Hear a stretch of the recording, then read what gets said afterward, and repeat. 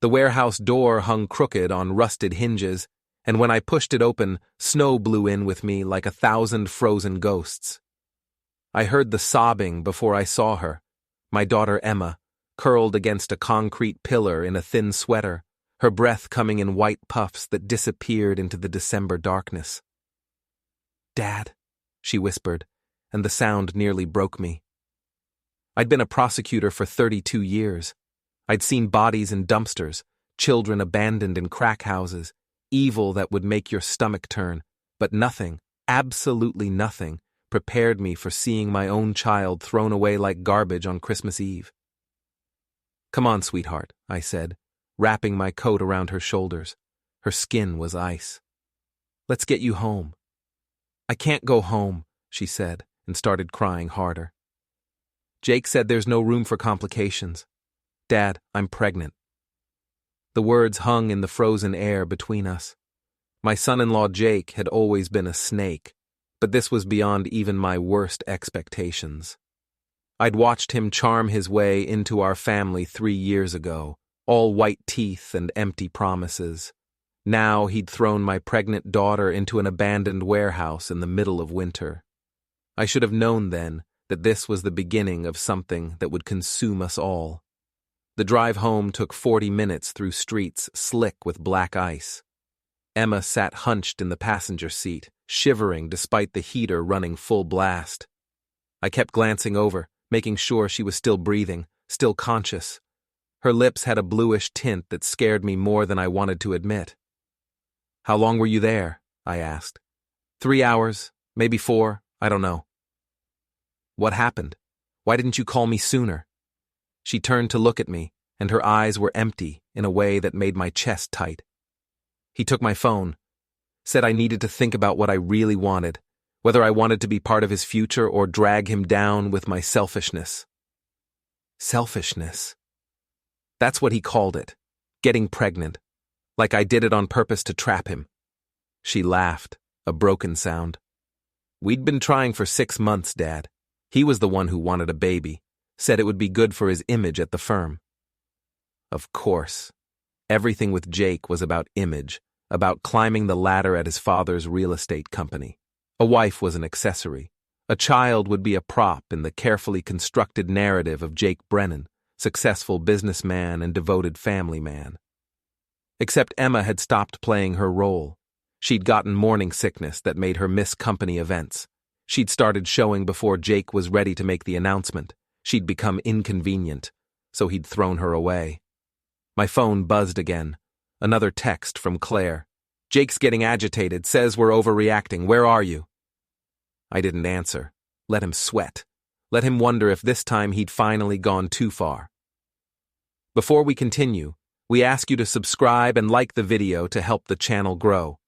Tell us which city you are from in the comments. We would like to get to know our audience better. The house blazed with light, like a beacon against the dark. Through the front window, I could see Jake pacing in our living room, talking on his phone with animated gestures. Claire sat on the couch, her spine rigid, her face carved from stone. "Stay here for a second," I told Emma. "Let me go in first." "Dad, I can..." "Stay here." I walked up the path I'd shoveled that morning, each step deliberate and measured. The front door was unlocked. Jake had made himself at home, as usual. He always did, treating our house like an extension of his own space, helping himself to food from the fridge, leaving his shoes wherever they landed. I opened the door and Jake spun around, his phone still pressed to his ear. "Hold on," he said into it. Then to me. "James, thank God. Is Emma with you? This is ridiculous. She stormed off after a little disagreement and..." "Get out," he blinked. "What?" "Get out of my house." Claire stood up, her hand at her throat. "James, what's going on?" "Emma's in the car. She has hypothermia because this piece of garbage left her in an abandoned warehouse in the middle of winter. Jake, you have 10 seconds to get out before I throw you out." Jake's expression shifted through several emotions in rapid succession. Surprise, calculation, indignation, finally landing on righteous anger. "You don't know what you're talking about.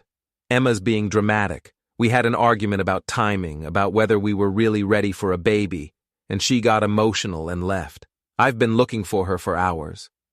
"You've been here for hours," I said, "warm and comfortable, spinning your story for my wife." "I came here because I thought she might have come home. I was worried." "You took her phone." "She left it in the car."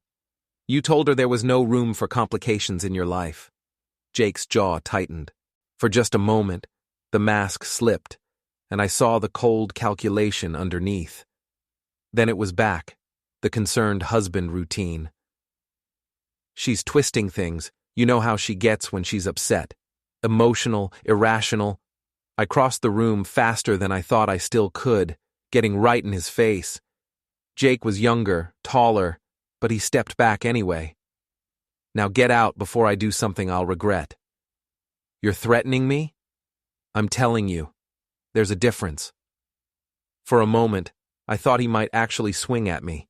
His hands clenched into fists, his face flushed red. But Jake had always been a coward under the expensive suits. He knew I could still take him, age be damned. "Fine," he said. "But this isn't over. My father's going to hear about this. About how you're interfering in my marriage, turning Emma against me. We'll see how it plays out when he gets involved. Your father can go straight to hell, same place you're headed." Jake grabbed his coat from the back of the chair and headed for the door.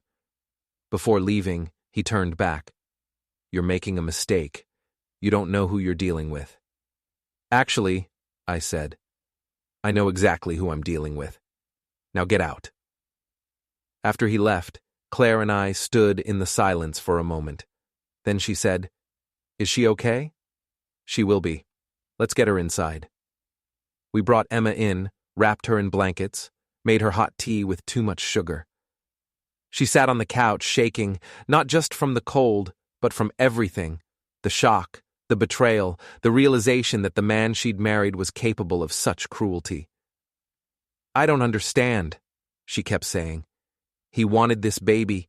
He said he wanted a family." "People lie," I told her.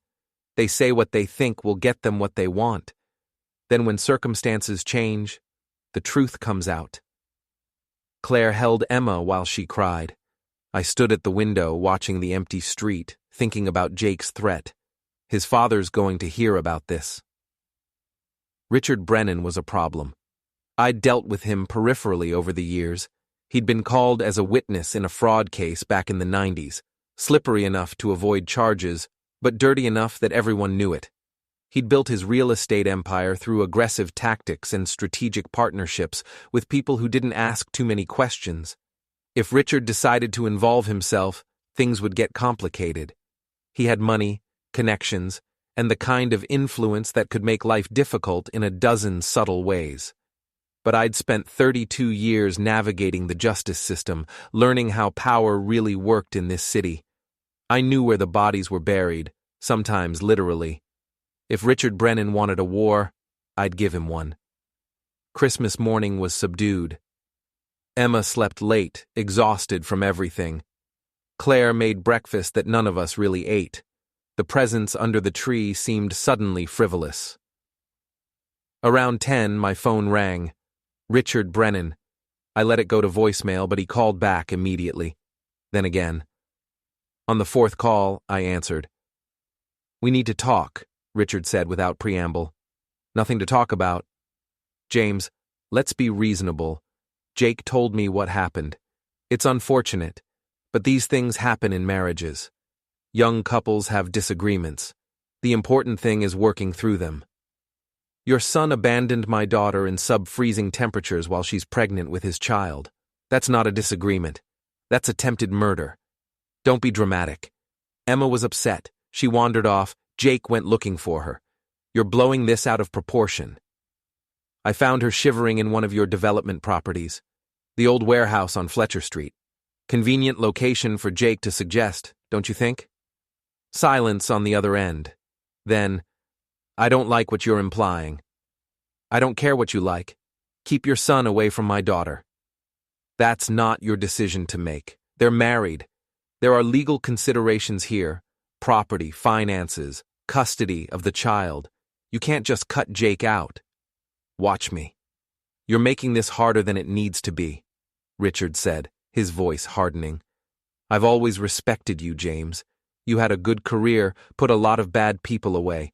But you're retired now. You don't have the same resources or protection you used to. It would be wise to remember that. Is that a threat?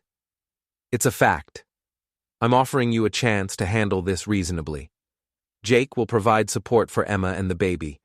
We'll work out an arrangement that's fair to everyone. But you need to stop poisoning Emma against him. I don't need to poison her against him. He did that himself.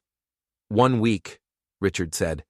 I'm giving you 1 week to calm down and think rationally. Then we're going to sit down, you, me, Emma, and Jake, and work this out like adults. If you refuse, I'll have to pursue other options. He hung up before I could respond. Claire had been listening from the kitchen doorway. What other options? Legal ones, probably. Maybe try to have Emma declared unfit, or just make our lives miserable until we give in. Can he do that? He can try. Richard's got enough money to tie us up in court for years if he wants to. So what do we do? I thought about it, weighing options. I'd seen cases like this before. Powerful men who didn't like being told no, who used the legal system as a weapon to bludgeon people into submission. The process became the punishment. Even if you won eventually, you lost time, money, sanity. But I'd also seen those men fall. Everyone had secrets, vulnerabilities, pressure points. Richard Brennan was no exception. We don't give in, I said, and we start digging. The week between Christmas and New Year's, I made calls.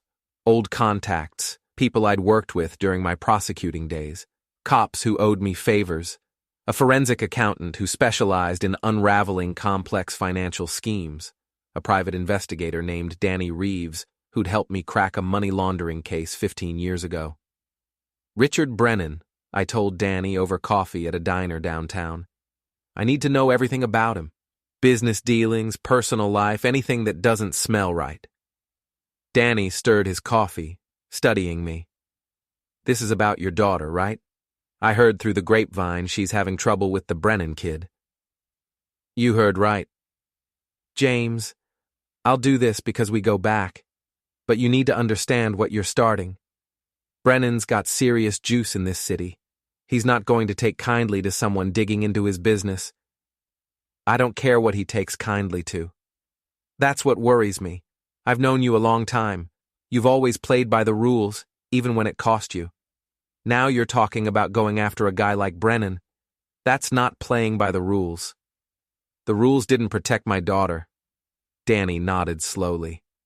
Fair enough. Give me a few weeks. I'll see what I can find. While Danny worked his sources, I started my own investigation. Property records were public information. So were business licenses, permits, zoning applications. I spent hours at the county clerk's office, scrolling through databases, cross-referencing documents. Richard's company, Brennan Development, had its fingerprints on half the major construction projects in the city over the last 20 years. Shopping centers, apartment complexes, office buildings, always on time, always on budget, always mysteriously securing the necessary permits and approvals, despite local opposition. Too clean. Nobody was that good without help. I pulled permits for a mixed-use development on the east side. Brennan had gotten approval despite neighborhood protests and concerns about environmental impact. The city council vote had been close, 4-3. I made a list of the 4 who voted yes, then started looking at their campaign contributions. Brennan Development had donated to all 4, not huge amounts, 5,000 here, 10,000 there, small enough to look routine, large enough to matter in local elections. It wasn't proof of corruption, but it was a pattern. New Year's came and went. Emma started showing more, her belly rounding despite the stress. She'd been to her doctor twice. The baby was healthy, developing normally. That was the only good news. Jake was calling constantly, leaving voicemails that ranged from apologetic to angry to threatening. Emma stopped listening to them. I made copies of every one. On January 3rd, Richard called again. The week's up, James. Time to talk. I told you there's nothing to talk about. I'm trying to be reasonable here. Jake wants to be part of his child's life. That's his right as a father. You're being deliberately obtuse. Look, I get it. You're upset. You want to protect your daughter. But you're making this into something it doesn't need to be. Let's sit down, work out an arrangement. Jake will provide financial support. Emma can stay with you through the pregnancy if that makes everyone more comfortable. Then after the baby comes, we'll establish a custody schedule. No. You can't just say no. The law doesn't work that way. Then I guess we'll see what a judge says. Fine, Richard said, his voice going cold. You want to do this the hard way? We'll do it the hard way. But don't say I didn't give you a chance. He hung up, and I felt the first real stirrings of unease. Richard wasn't bluffing. He was going to come at us with everything he had. 2 weeks later, the first blow landed. My retirement account, 32 years of careful saving, compound interest, the nest egg Claire and I had built for our future, showed a withdrawal of $40,000. I called the investment company immediately. This is a mistake. I didn't authorize this. According to our records, Mr. Harrigan, you called on January 8th and requested the withdrawal. The funds were transferred to your checking account. I made no such call. I'm showing that you verified your social security number and your mother's maiden name. The security questions were answered correctly. Then someone stole my information. I need that money returned immediately. I'll open an investigation, but these things take time, typically 4 to 6 weeks. 4 to 6 weeks. By then, the money could be gone completely, washed through accounts I'd never be able to trace. I knew immediately who was behind it. Richard had connections, financial companies, banks, people who could access records and make things happen. 40,000 wasn't enough to ruin me, but it was enough to send a message. I can reach you anywhere. When I told Claire, her face went pale. That's our emergency fund. That's what we were going to use if... I know. Can we get it back? I don't know. Maybe. Probably not. She sat down heavily at the kitchen table. He's going to destroy us, isn't he? He's going to try. And what are you going to do? I thought about the files I'd been accumulating, the pattern of donations and approvals, the whispers Danny had started picking up about Brennan's business practices. I'm going to hit back. Danny called on a Friday in late January. You need to see this, he said. Not over the phone. Can you meet me? We met at the same diner, but this time Danny had a briefcase with him. He waited until the waitress had poured our coffee and left before pulling out a folder. Richard Brennan is dirty as hell, Danny said. I mean, I figured he was, but it's worse than I thought. He's been bribing city officials for 20 years. Can you prove it? I can prove a pattern. Look at this. He spread documents across the table. Property deals, zoning approvals, timelines. Every major development Brennan's company has done required zoning changes or variance approvals. Every single one got approved despite local opposition. And every single city council member who voted yes received campaign contributions from Brennan or his associates within 3 months. Contributions are legal. Sure, but look at the timing. Brennan donates, then immediately applies for permits. Permits get approved. Then he donates again. It's a cycle. Still circumstantial. I know. But here's where it gets interesting. Danny pulled out another document. 6 years ago, a city inspector named Thomas Waverly flagged one of Brennan's projects for code violations. Serious stuff, structural issues that could have caused the building to collapse. Waverly was about to shut down construction. What happened? Waverly suddenly retracted his report, said he'd made an error in his calculations. The project continued. Brennan bought him off. That's what I thought. So I tracked down Waverly. He's retired now, living in Florida. I called him, said I was doing research on construction practices. He didn't want to talk at first, but I kept pushing. I felt a chill despite the warm coffee. Brennan threatened him. That's my read. Waverly wouldn't elaborate. but I got the sense that something happened. Maybe a conversation, maybe something more direct. After he backed down on the report, he put in for early retirement within 6 months. That's still not proof. No. But it's a crack. And you know what happens when you find a crack. You keep pulling until everything comes apart. Danny had more. A former employee of Brennan Development who'd been fired after questioning some financial discrepancies. A contractor who'd been blacklisted after complaining about being underpaid. A business partner who'd been squeezed out of a deal after he refused to participate in what he called questionable practices. None of it was enough for criminal charges, but it was enough to show a pattern of corruption, intimidation, and fraud. "What are you going to do with this?" Danny asked. "I'm going to use it as leverage." "James, these aren't the kind of people you leverage. They're the kind of people who make problems disappear." "I know what kind of people they are. I've been putting them away for 30 years. "Yeah, well, you're not a prosecutor anymore. You don't have the DA's office backing you up. You're just a private citizen going after a powerful man. That's dangerous. So is abandoning your pregnant wife in a warehouse." Danny gathered up his files, shaking his head. "I hope you know what you're doing." I didn't. Not really. But I knew I couldn't back down. Not now. Emma went into labor on a Tuesday in March. It was 3 weeks early, and Claire was convinced something was wrong. We rushed to the hospital, Emma breathing through contractions in the back seat, gripping my hand so hard I thought she'd break bones. "It's okay," I kept saying. "You're okay. The baby's okay." But I didn't know that. Didn't know if the stress of everything, Jake, Richard, the constant fear and tension, had caused complications.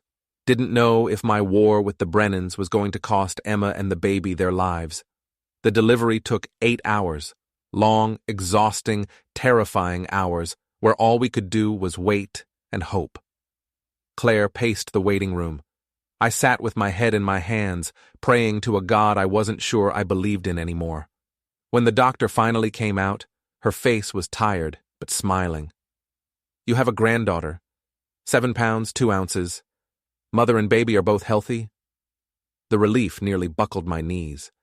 They let us in to see Emma after she'd been cleaned up and moved to a recovery room. She looked exhausted, her hair plastered to her forehead with sweat, but she was smiling. And in her arms was a tiny, perfect baby with dark hair and Emma's nose. "Her name's Grace," Emma said. "Grace Catherine Harrigan." "Not Brennan?" I asked. "Not Brennan. She's ours, Dad. Just ours." I held my granddaughter for the first time, this impossibly small person who weighed nothing and everything simultaneously.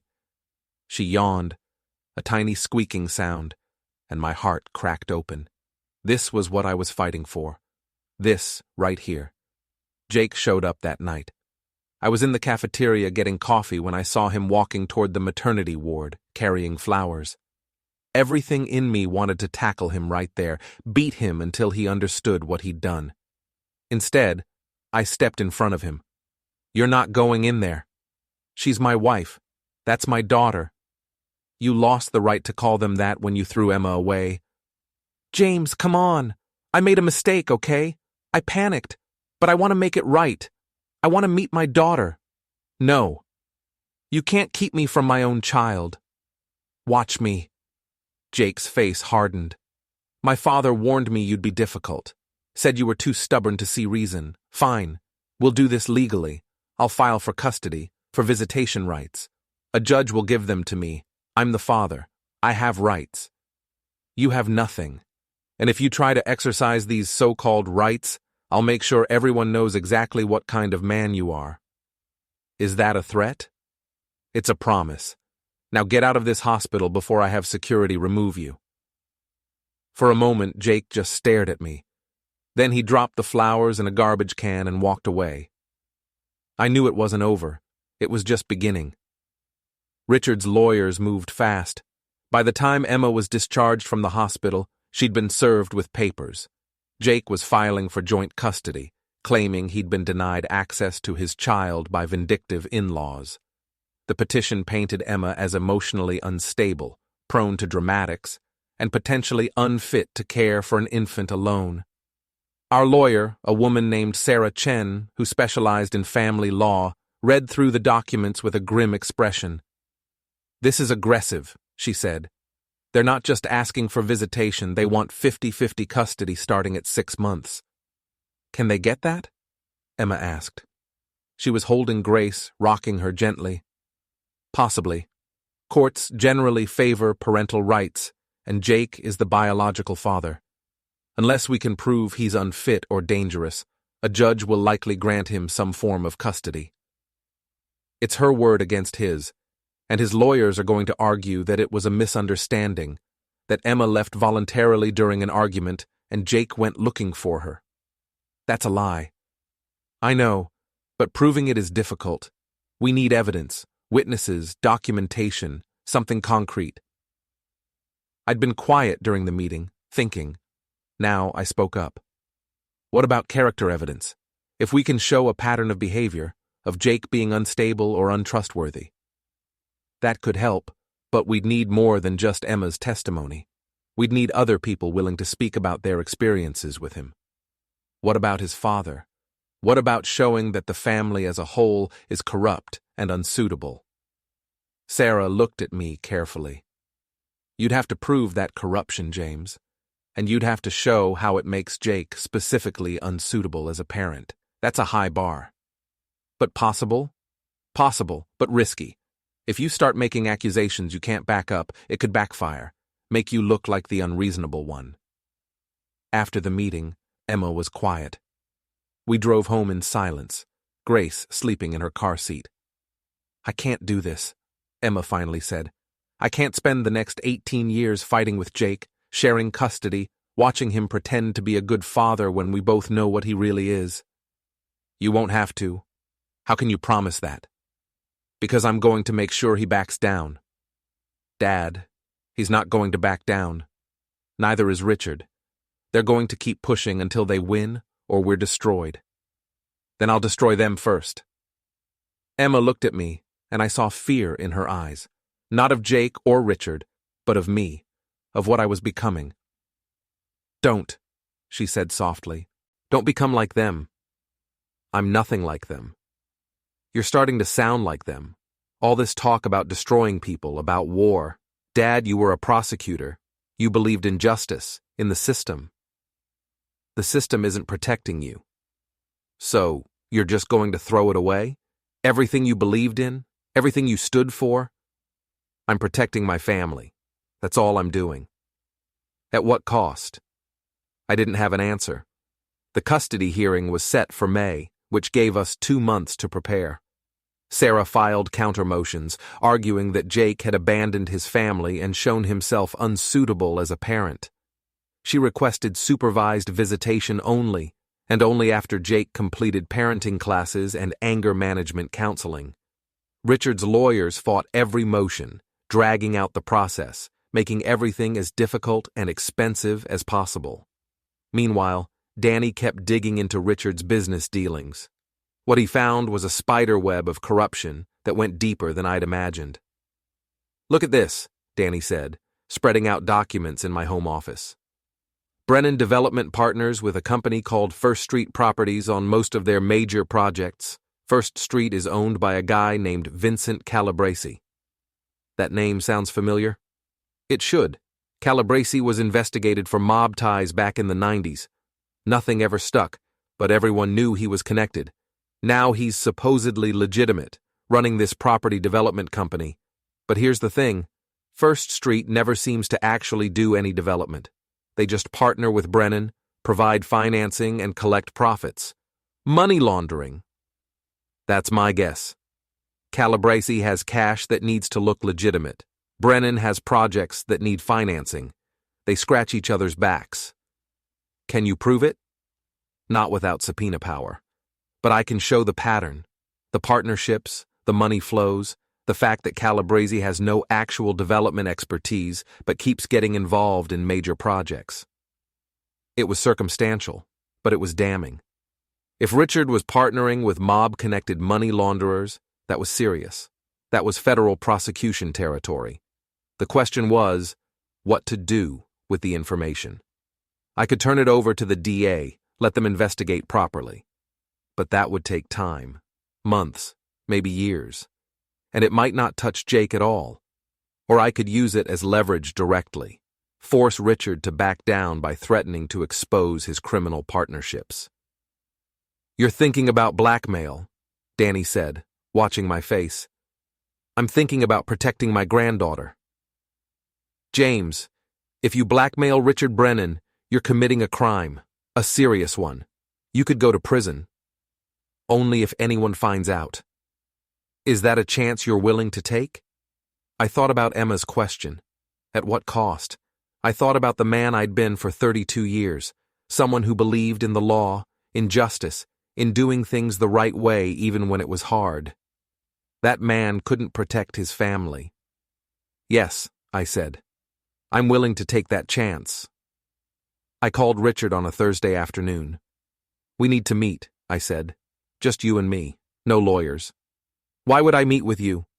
"Because I have information you're going to want to hear before it becomes public." Silence.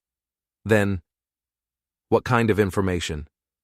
"The kind that could end your business and put you in federal prison. Meet me tomorrow, 2 o'clock, at the coffee shop on Birch Street. Come alone." I hung up before he could respond. The coffee shop was neutral territory, public enough that neither of us would try anything stupid. I got there early, took a table in the back corner, and waited. Richard showed up exactly at 2, looking suspicious and angry. He sat down heavily, his bulk making the chair creak. "This better be good, James." I slid a folder across the table.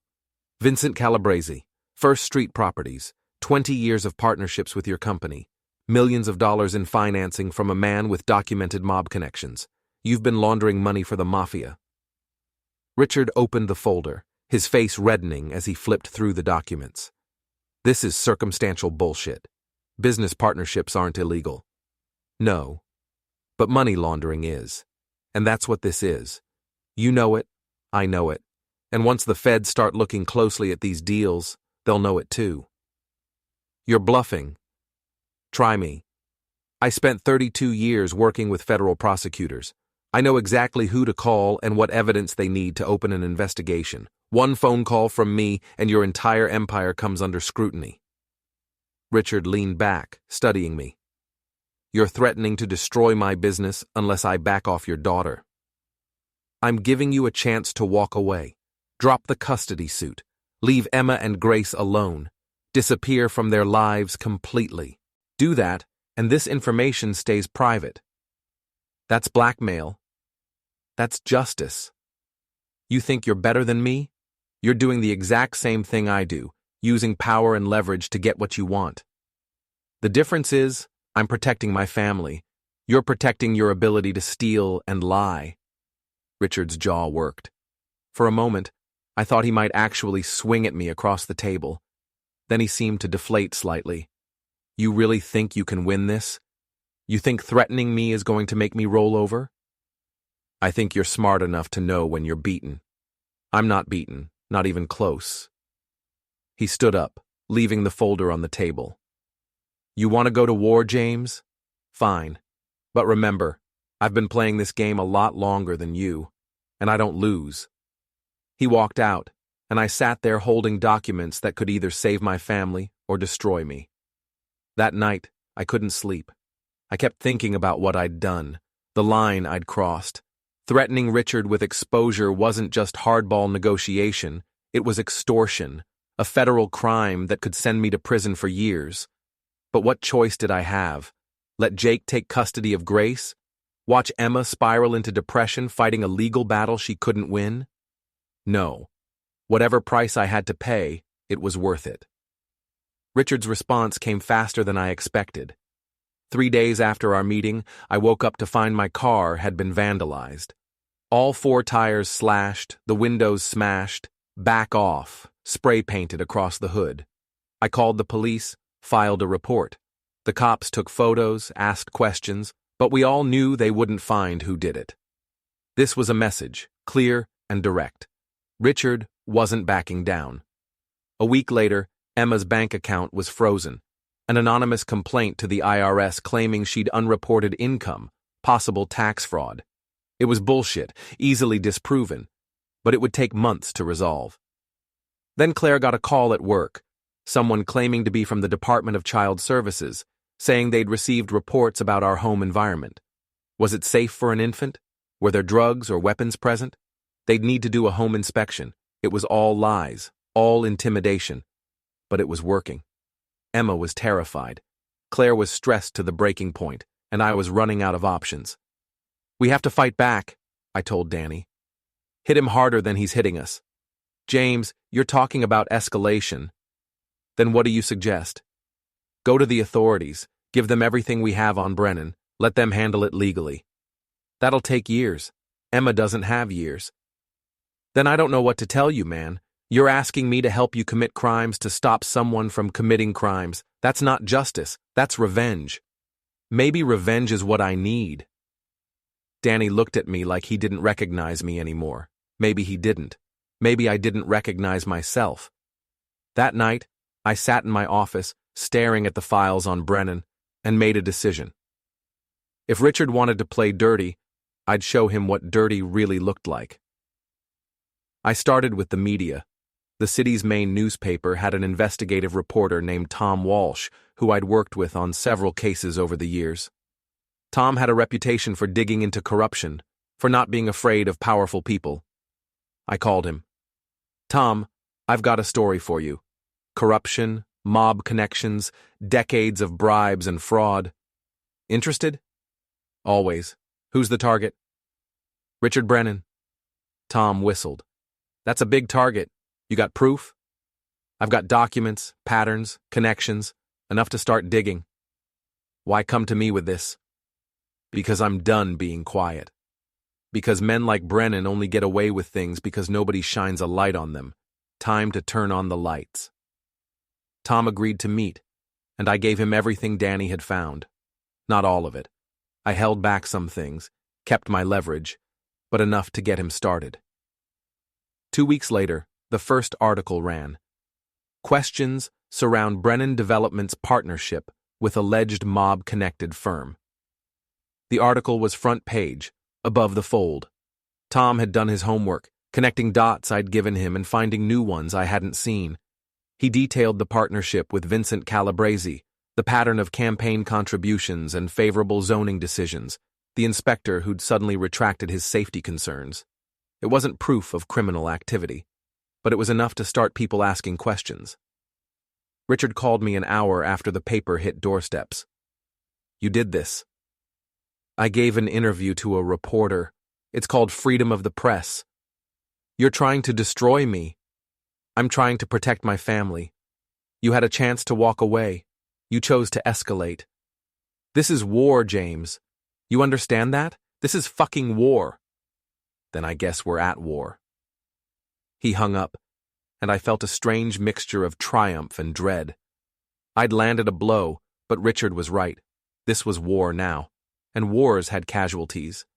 The second article ran 3 days later, focusing on the city council members who'd consistently voted in favor of Brennan's projects.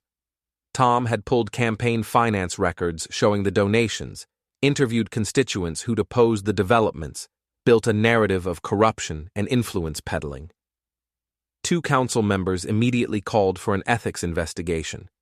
The mayor, who'd taken money from Brennan over the years, suddenly announced he wouldn't seek re-election.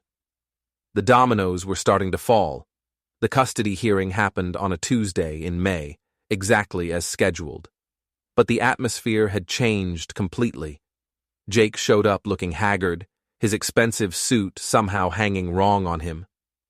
Richard sat behind him in the gallery, his face carved from stone. Their lawyers, 3 of them now, huddled in whispered conversation. Our side of the courtroom was sparse, just Emma, Claire, me, and Sarah. But we had something they didn't: momentum. The judge, a woman in her 60s named Patricia Morrison, had a reputation for no-nonsense rulings. She'd seen everything in family court, and she didn't suffer fools. Jake's lead lawyer stood to make his opening statement. "Your Honor, this is a simple case of parental rights. Mr. Brennan is the biological father of the child in question, and he's been systematically denied access by the maternal grandparents. We're asking for joint custody, which is both reasonable and in the child's best interests. Sarah stood. Your Honor, Mr. Brennan abandoned his pregnant wife in sub-freezing temperatures on Christmas Eve. He took her phone, left her in an abandoned warehouse, and didn't return to check on her safety.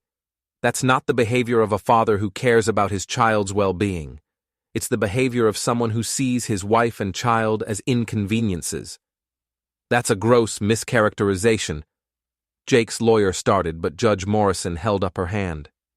I'll hear testimony from both parties before I make any determinations.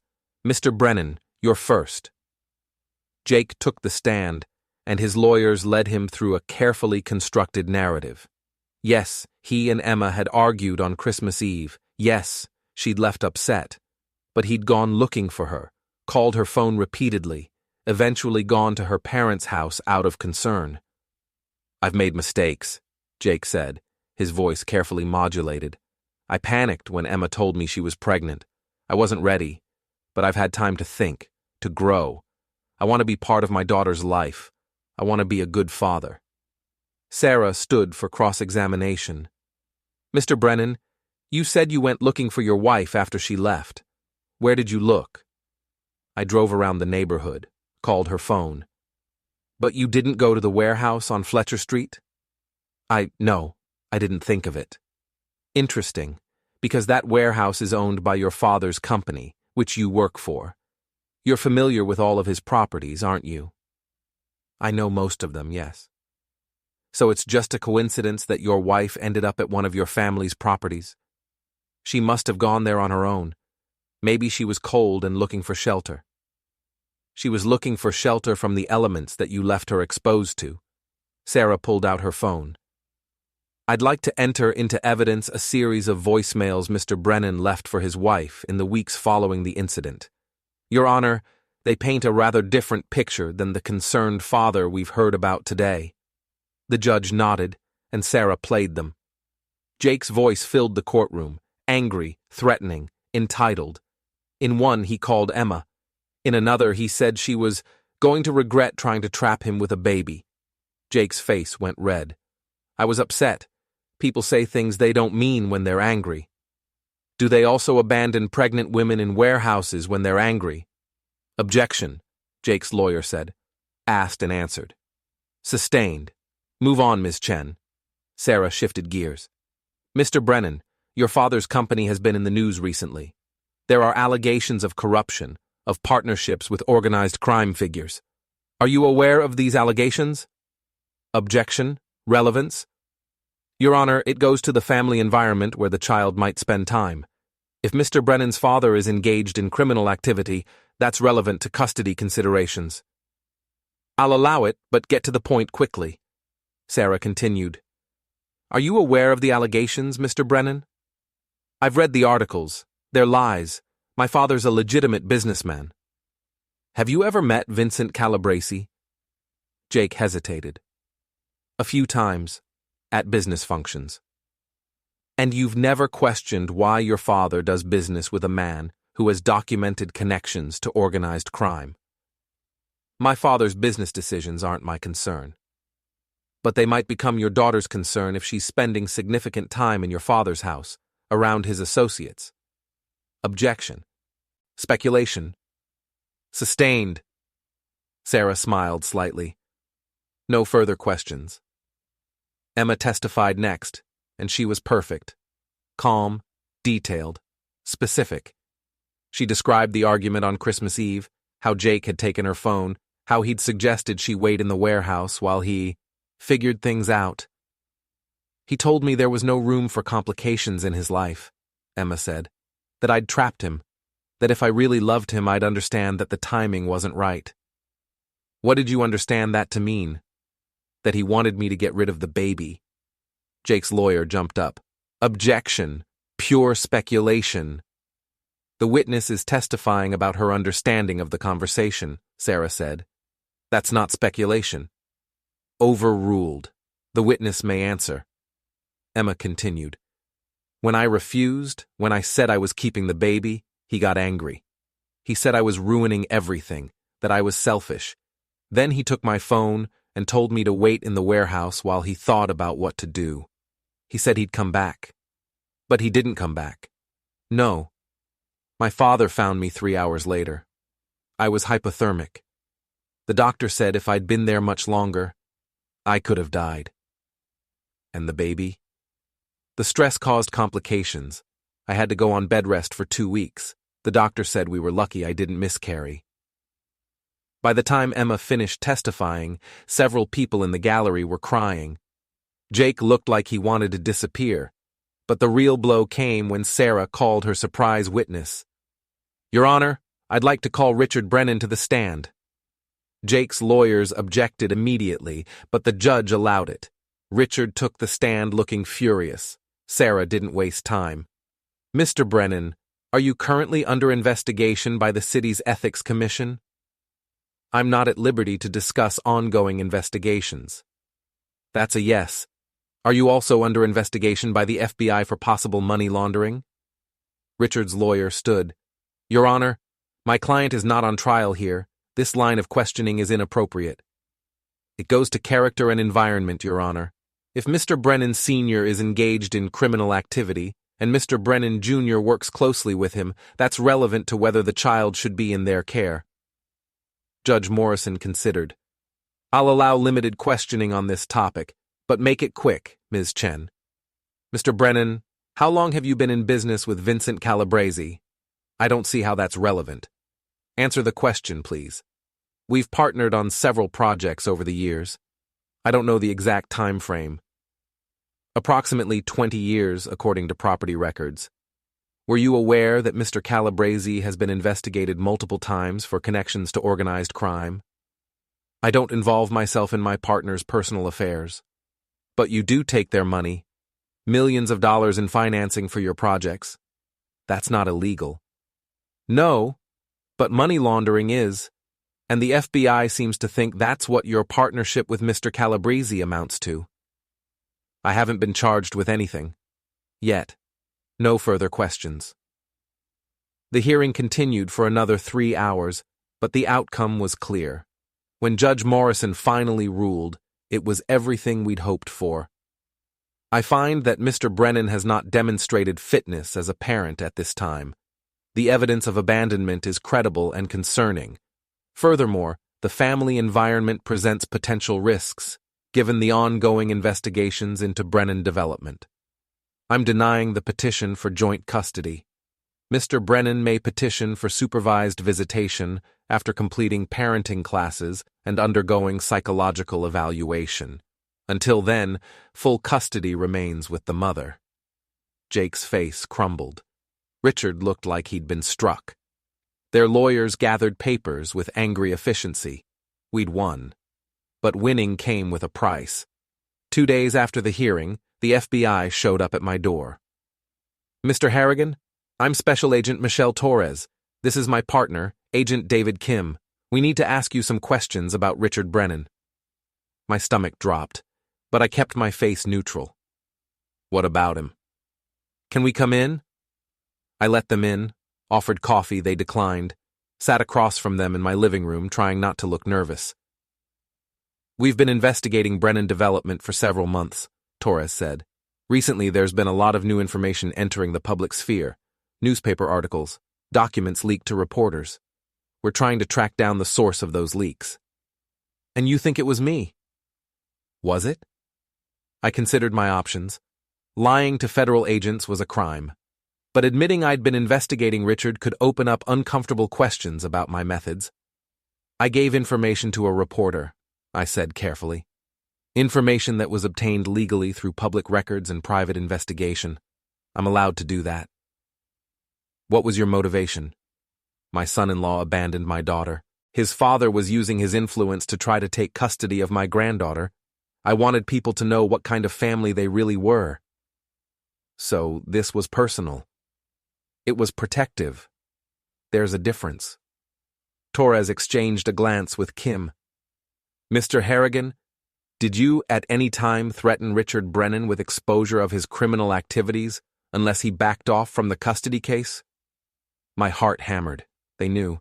Somehow, they knew about the meeting at the coffee shop. I don't recall making any threats. That's not an answer. It's the only answer I have.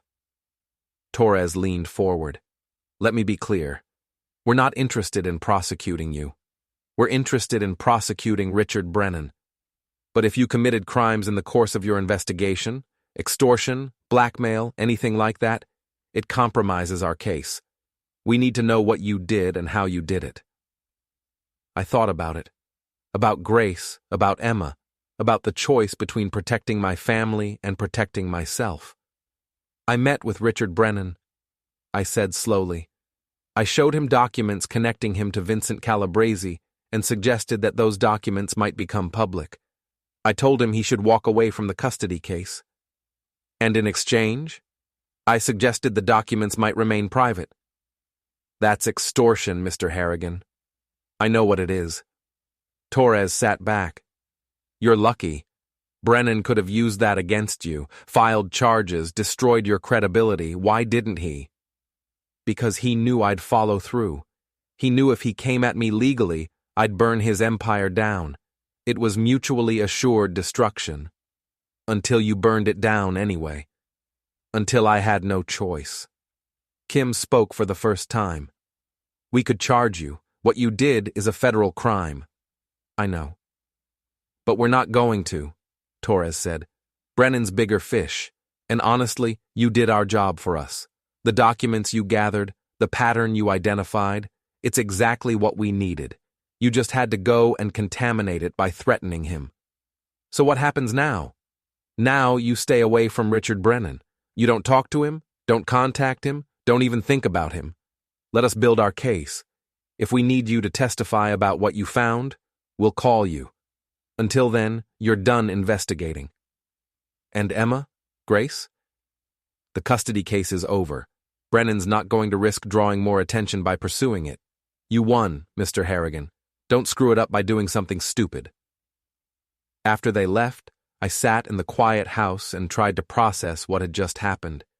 I'd come within inches of federal charges. If Torres had wanted to, she could have arrested me right there. But she hadn't. Whether out of pragmatism or sympathy, she'd given me a pass. The question was whether I deserved it. The FBI's case against Richard Brennan took 9 months to build.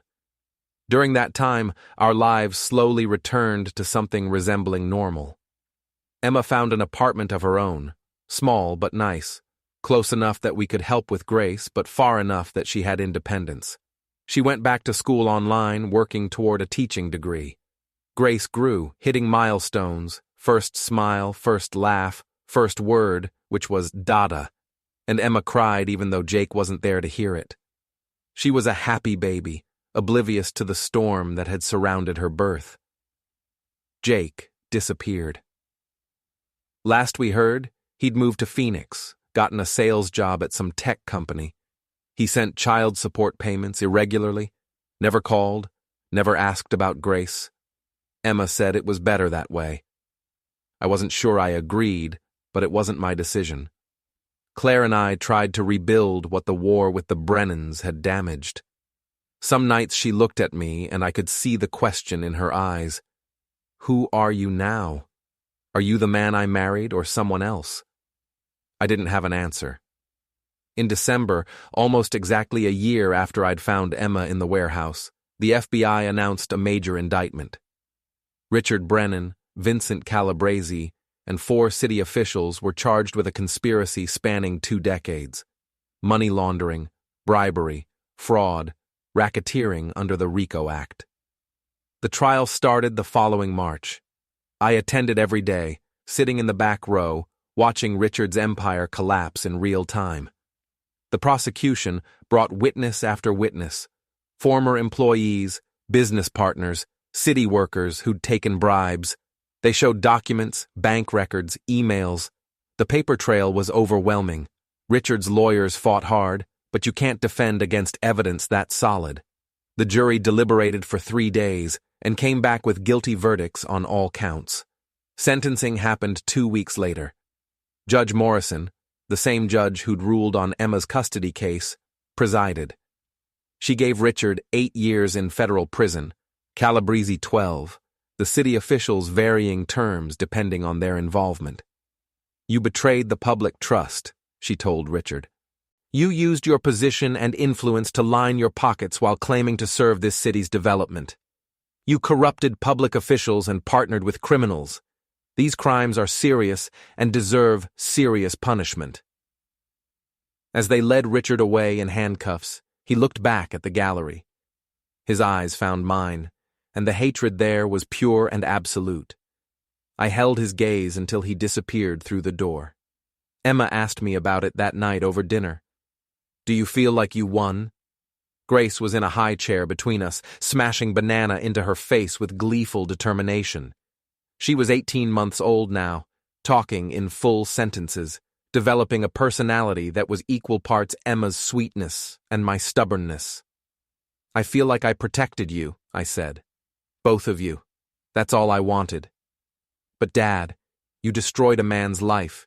You manipulated the media, coerced him with threats, helped send him to prison. That's not just protection. That's revenge. Maybe it's both. Doesn't that bother you? I thought about it. About the man I'd been, the prosecutor who believed in justice and fairness and the rule of law. About the man I'd become, someone who manipulated systems and threatened enemies and crossed lines he'd once thought uncrossable. It bothers me every day, I said, but I'd do it again. Every single part of it. Even the illegal parts? Especially the illegal parts. Because they worked. You're safe. Grace is safe.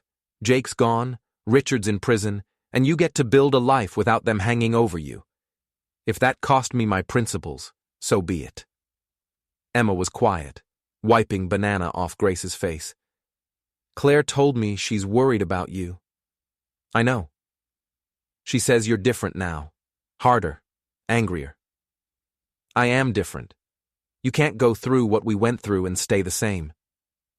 But is it worth it, being this different person? I looked at Grace, at her bright eyes and her smile, at the innocence that I'd fought so hard to preserve. Ask me that question when she's grown and happy and safe. Then I'll tell you if it was worth it. Richard Brennan was released from federal prison on a Tuesday morning in November, 6 years after the trial. I didn't know until I saw him standing on my porch, thinner and grayer, wearing cheap clothes that hung wrong on his frame. But his eyes still burned with that same absolute hatred. James, he said, we need to talk. Every instinct screamed at me to slam the door, but I'd never been a coward, and I wasn't about to start now. Say what you came to say. You destroyed everything. My business, my reputation, my family. 6 years, James. 6 years in federal prison because you couldn't let things go. You tried to take my granddaughter. I tried to secure my son's parental rights. That's all. But you had to turn it into a war. You had to drag my entire life into the mud just to win a custody battle. You started the war when you threw Emma in that warehouse. She's still on about that? Jesus Christ. It was a misunderstanding that happened years ago. People have arguments. Couples work through things. But you couldn't let them work through it. You had to interfere, had to make me the villain. You made yourself the villain. Richard stepped closer, his hands shaking, not from fear, but from rage barely controlled. I've spent 6 years thinking about what I'd say to you when I got out, how I'd make you understand what you took from me. My wife died while I was inside, did you know that? Heart attack. I couldn't even go to her funeral. My daughter won't talk to me. Jake's a mess, drinking himself stupid in Arizona. You didn't just destroy my business, you destroyed my entire family. Good, I said, and meant it. Maybe you should have thought about that before you came after mine. Richard's face went purple. You self-righteous bastard. You think you're better than me? You committed extortion. You manipulated the media. You weaponized the legal system to serve your personal vendetta. You're exactly the kind of criminal you spent your career prosecuting. Maybe. But my family's safe. Can you say the same? I've spent 6 years thinking about revenge. About what I'd do to you when I got out. I had plenty of time to plan it. And I realized something. You're already living with your punishment. You know what you did. You know what you became. That's worse than anything I could do to you. You'll carry it for the rest of your life, that knowledge that you compromised everything you believed in, that you became a criminal to fight criminals. He turned and walked away, and I watched until he disappeared around the corner. Then I closed the door and leaned against it, my heart hammering. He was right. God help me, he was right. Claire found me in the kitchen an hour later, staring at nothing. Richard was here, I said before she could ask. Her face went pale. What did he want? To tell me I destroyed his life, and to let me know that I'd already punished myself worse than he ever could. She sat down across from me, her hands folded on the table. Is that true? I don't know. Maybe. James, I need to ask you something, and I need you to be honest. Okay? Do you regret what you did? Any of it? I thought about Emma in the warehouse, blue with cold, about Jake's threats and Richard's manipulation, about Grace's first smile and her laughter and the life she had now, safe and free. No, I said. I'd do it all again. Even knowing what it cost you, what it cost us. What did it cost us? Claire's eyes filled with tears. You, James. It cost us you.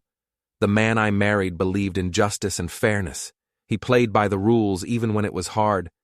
But that man's gone, and I don't know who you are anymore. The words hit like a physical blow. Claire, let me finish. I understand why you did what you did. I probably would have done the same thing in your position. But it changed you, made you harder, meaner. You look at the world differently now, like everyone's an enemy, like every situation is a battle to be won. I'm protecting our family. I know, but at what cost? Emma's safe, Grace is happy, but you're not you anymore. Then who am I? I don't know, and that's what scares me. We sat in silence for a long time. Outside, the sun was setting, painting the kitchen in shades of orange and gold. Everything looked normal, peaceful, but nothing felt normal anymore. I'm sorry, I finally said. I'm sorry for what I became, but I'm not sorry for what I did. I know, Claire said softly. That's the problem. Claire died the following spring. It was sudden, an aneurysm, the doctor said. She'd been gardening, planting tomatoes in the backyard, and she just collapsed. Emma found her an hour later when she came by with Grace. By the time the ambulance arrived, Claire was already gone. The funeral was small. Family, a few close friends, some people from Claire's book club. Emma held Grace on one side and me on the other, and I felt the full weight of everything I'd done come crashing down. Claire had been my anchor, my conscience, the one person who'd loved me despite knowing everything. Without her, I felt unmoored, drifting in a sea of choices I couldn't take back. She was proud of you, Emma said at the reception afterward. She told me before she died, said you'd become someone who chose family over everything, and that was the most important thing. She said that? Her exact words. She said you'd stopped being a prosecutor and became a father, and that's what we needed. I wanted to believe it, wanted to think Claire had forgiven me, had understood why I'd done what I'd done. But I'd seen the doubt in her eyes in those last months, the way she'd looked at me like I was a stranger. Maybe Emma was just being kind. Maybe Claire had died still wondering who I'd become. I'd never know now. Not to me. To Emma. An email, carefully worded, asking if he could meet Grace, not for custody, not for rights, just to see her once, to know his daughter. Emma showed me the email, her face conflicted. What should I do? Grace was 3 now, talking nonstop, asking questions about everything. She'd asked about her father a few times, where he was, why he didn't visit. Emma had deflected, saying he lived far away and wasn't ready to be a daddy. "What do you want to do?" I asked. "I want to say no. I want to keep her away from him forever. But what if she grows up and resents me for it? What if she wants to know him and I've kept them apart? Do you think he's changed?" "I don't know. Maybe. It's been years. People can change." I thought about Richard on my porch, about hatred that had festered for 6 years, about how some wounds never heal, they just scar over. "If you let him meet her," I said carefully, "it has to be your choice, not mine, not based on what I did or what he did, your choice as a mother." "What would you choose?" "I'd say no, but I'm not objective about Jake Brennan. I never will be." Emma decided to meet him first, without Grace. They met at a coffee shop downtown, talked for 2 hours. When she came home, she looked exhausted but somehow lighter. "He's different," she said. "Smaller, somehow. Like prison deflated him. He didn't make excuses or try to justify anything. He just said he was sorry, and that he understood if I never wanted to see him again." "Do you believe him?" "I don't know. But I think, maybe, I want to give him a chance. Not for him.